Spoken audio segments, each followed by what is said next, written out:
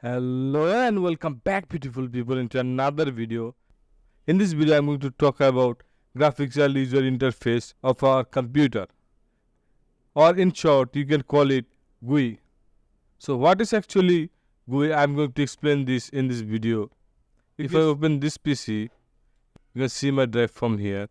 Again you can see various icons from here. So this is our graphical interface of our Windows 10 PC. You can see in here Windows desktop. This is our graphical interface of our computer. We can adjust this like this. We can add or remove this file or folder from here. Simply click on delete. So this is our desktop area, and in the below you can see this is our computer taskbar. We can search anything from here.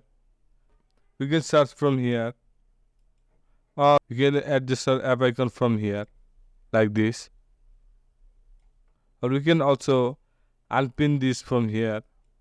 You can also add or remove apps from here.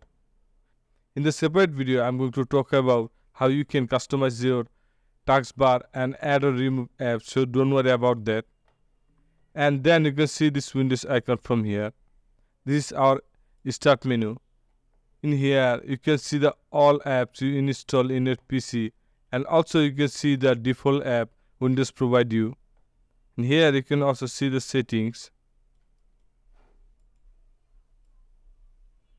and picture, document and profile. If I expand this, you can see it's work like that. You can expand that. From here you can see the show hidden item from here. You can see all of my hidden apps from here. From here you can also close this from here like this. You can see this icon, this one and this one, and our folder icon. These are the part of our GUI. And already we discussed about menus. This is also the part of GUI, and the button, this is also the part of our GUI. If I press this button, you can see it's on and off. And you can see the mouse pointer. This is also the part of our GUI. Graphical user interface works like a bridge between hardware and software. So this is our Windows 10 graphical user interface. So guys, I hope you understand this video and learn something new.